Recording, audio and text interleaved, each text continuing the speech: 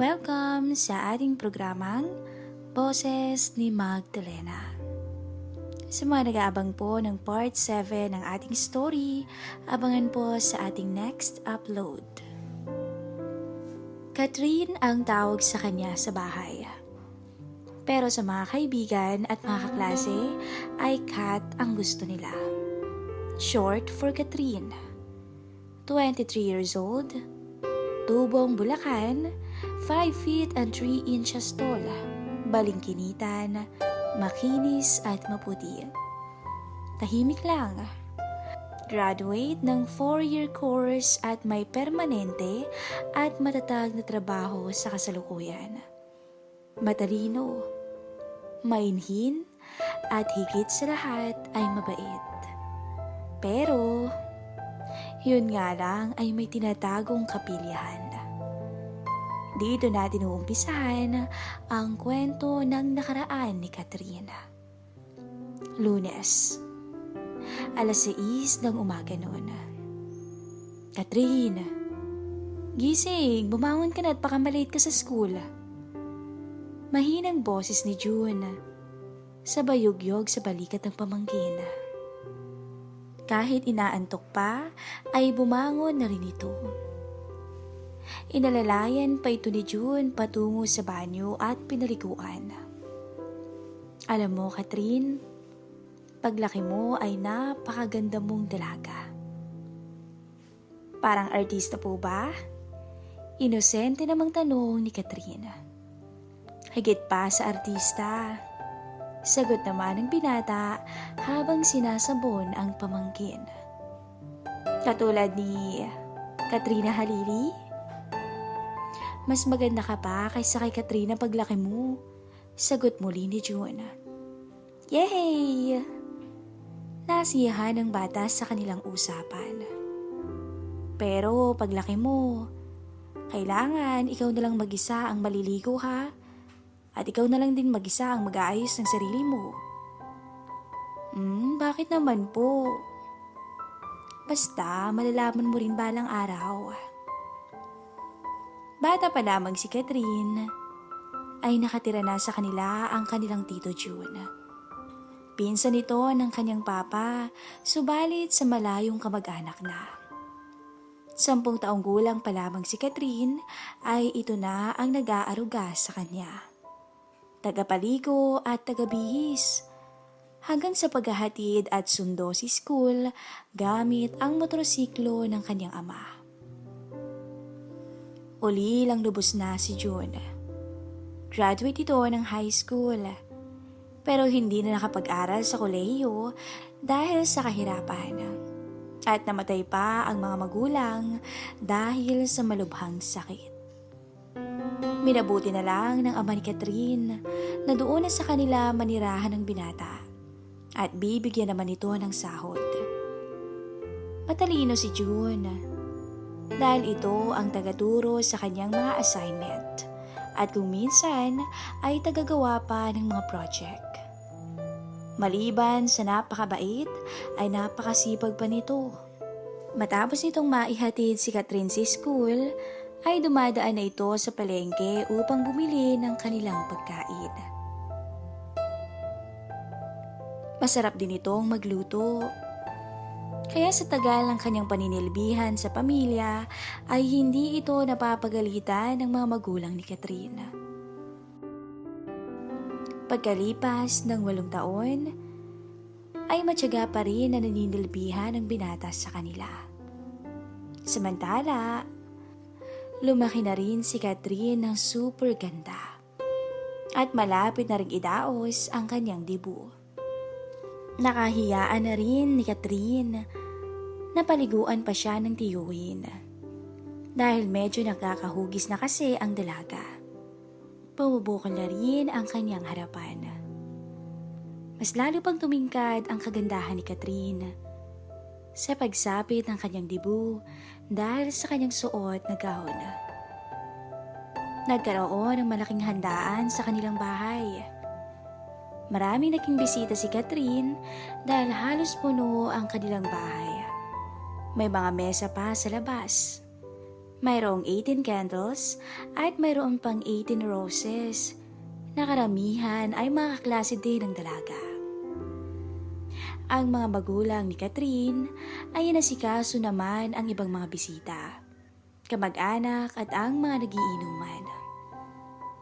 Maghahating gabi na ay tulog na ang kanyang papa dahil sa kalasingan. At sumunod na rin ang kanyang ina na nakainom rin. Bago maghahating gabi ay umuwi na rin ang mga kaklase ng dalaga. Hating gabi, matapos ang handaan, ay umuwi na rin ang huling bisita ni Catherine. Inihatid niya ang kaklase, tapos nilak ng dalaga ang kanilang gate. Pati pintuan at bintana ay sinigurado nitong sarado na. Patungo na sana ang dalaga sa kanyang kwarto nang makarinig ito ng kalansing ng mga kutsara. Kaya pumunta ito sa kusina. Nakita niya ang kanyang tiyo June. Nagliligpit at tiyak na maghuhugas pa ito ng mga pinagkainan. Pagpabukas mo na ho yan. Magpahinga na kayo. Sabay kuha niya ng upuan at umupo. Nag-enjoy ka ba sa dibo mo, Catherine? Opo. Grabe nakakapagod. Pero enjoy. Masaya nitong sagot sa binata na kumuha na rin ng isang upuan at naupo sa tapat niya mismo. 18 ka na. Dalaga ka na. Pwede ka nang mag-boyfriend. Ang wika ni June. Boyfriend ho ba ka mo? Tanong ng dalaga na parang walang narinig. Oo. Pwede ka nang mag-boyfriend dahil dalaga ka na. Paliwanag muli ng binata. Naku, ayokong makipag-boyfriend sa school. Mapraning yung mga klase ko eh. Sagot naman ng dalaga. Sige ka, baka mapag-iwanan ka ng panahon at tumandang dalaga. Biro ng kanyang tito June sa kanya. Di pag hindi pa ako makahanap ng kagaya mo, ay hindi na ako mag-aasawa pa. Bahala na si Batman. Matatag na pagbigkas ng dalaga.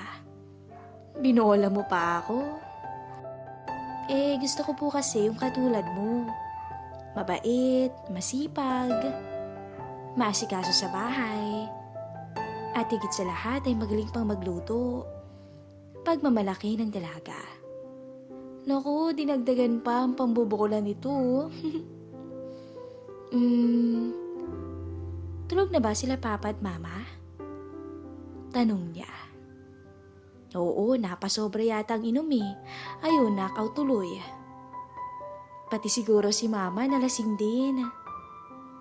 Hindi papatalo ang mama mo pagdating sa inuman eh. Pati ang kuya mo nalasing din. Kasi kainuman niya yung mga kapwa basketball player niya doon sa may likuran. Sagot ni June. Ibig niyo pong sabihin, tayong dalawa na lang yung gising at hindi nakainom? Tanong ni Catherine. Sino ba ang inaasahan mo?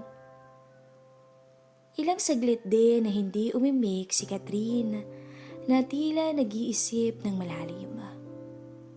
Ang init nitong gown na suot ko? Ang sabi ng dalaga na tumayo at sabay abot ng zipper sa kanyang likuran. Kusang nahulog sa sahig ang gown na off-shoulder pamandin. Napatulala na lang si June sa kanyang harapan. Ngayon lang muli na silaya ng binatang tiyuhin ang kanyang pamangkin ng ganito. Napakagandang dalaga at sadyang kaakit-akit na talaga ito. Halos lumuwa pa ang mga mata ng binata nang tumambad sa kanya ang malulusog nitong harapan. Nang alisin pa ng dalaga ang mga natitirang harang sa kanya. Muling naupo si Catherine. Hindi pa rin makapaniwala si June na gagawin niyon ni Catherine. Tito June, pakimassage mo nga yung hita ko. Parang sobrang pagod kanina sa kakatayo at kakalakad ko eh. Pakiusap ni Catherine kay June na titig pa rin sa kanya. Inilagay pa ng dalaga ang kanyang dalawang paa sa magkabilang hita ng tiyo. Nalilito man ang binata, ay sinunod pa rin niya ang pakiusap ng kanyang pamangkin.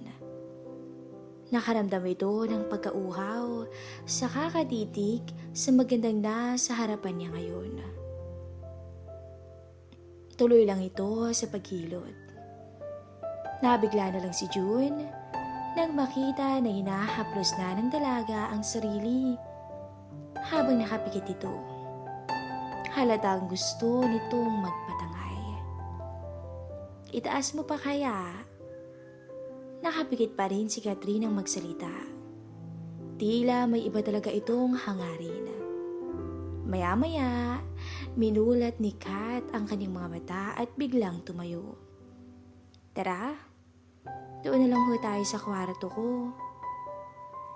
Hinatak nito ang binatang tiyuhin, papunta sa kanyang silid. Bago umalis, ay pinulot muna ni June ang nakakalat na gown at ang iba pang nagkalat. Magkahawak kamay pa na pumunta sila sa silid ng dalaga. Agad inilak ni Catherine ang pintuan.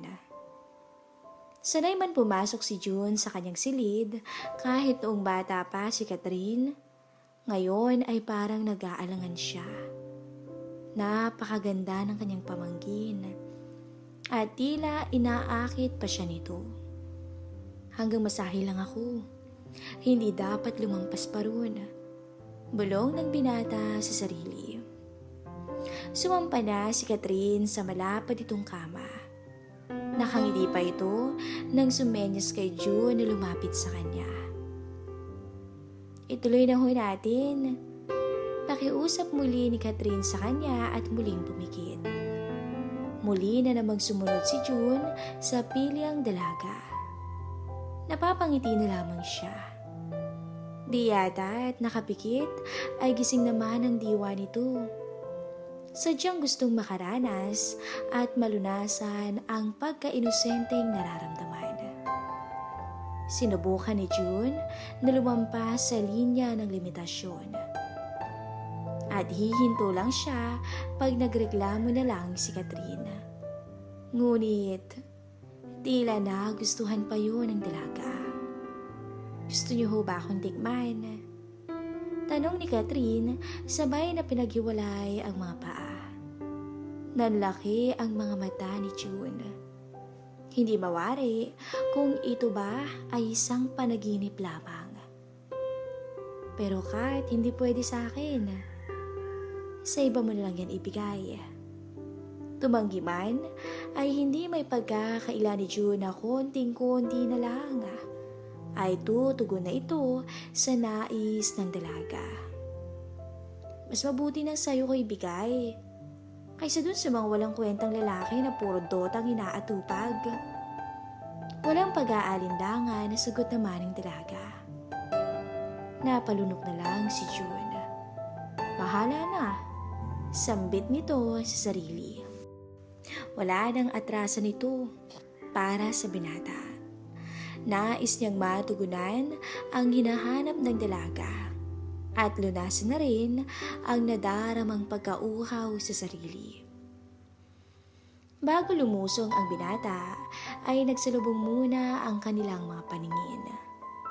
Napangiti na lang si Catherine at napakagatlabi, hudyat para sa binata na simulan na.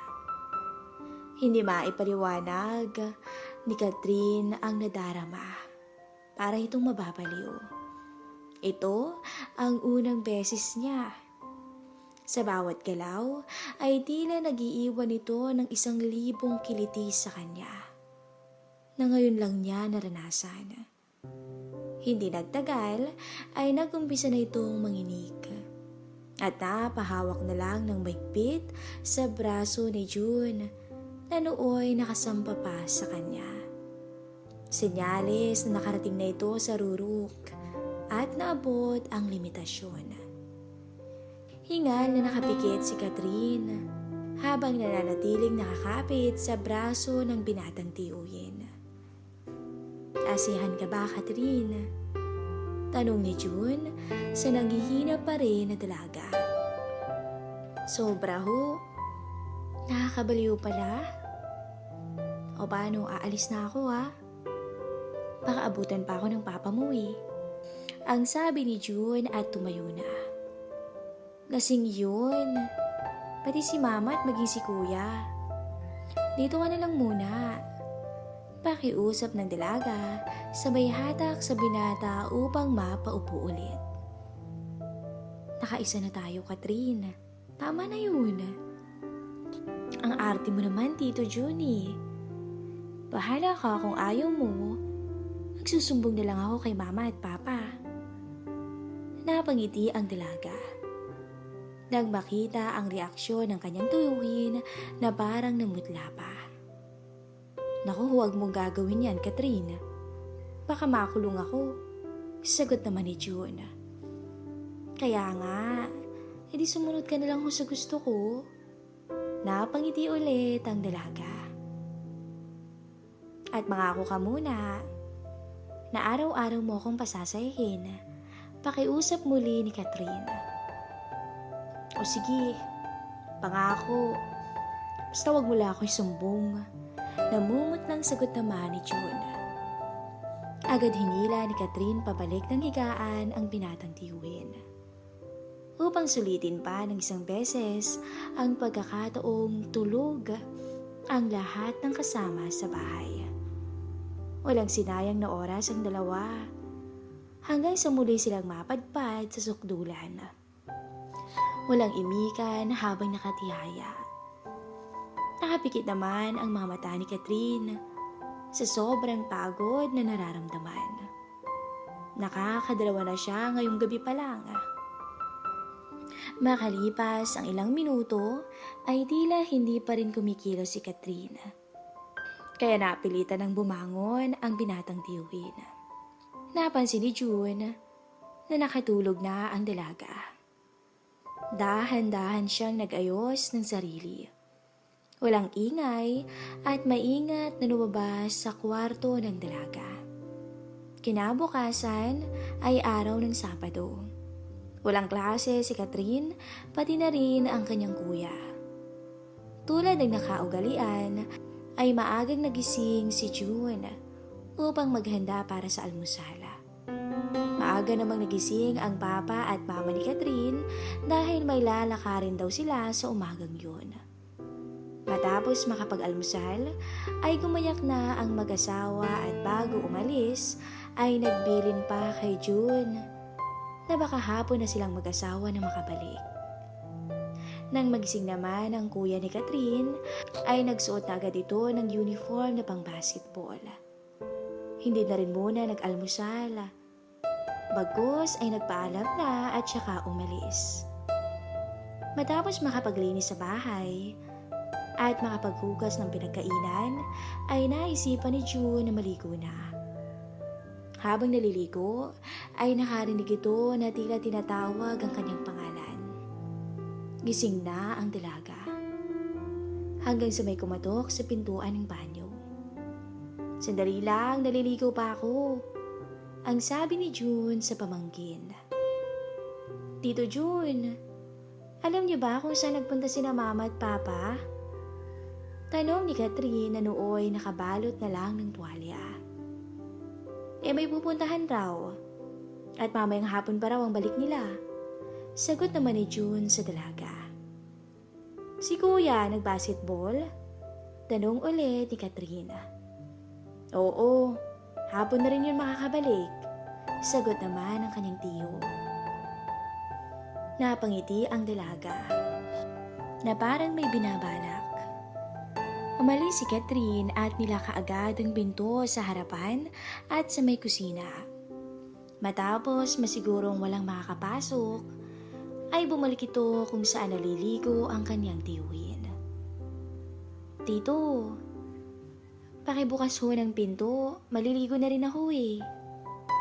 Napapangiti ang dalaga sa kanyang sinabi. O sige, sandali lang at malapit na akong matapos. Sagot naman ng binata. Nasi-CR na po ako pakibukas na, bilis. Kunwari naman itong pahayag. May CR sa labas at sa itaas Pala ka, dito na lang ako sa sahig. Hindi ko na talaga kaya Teka nga, andyan na ako.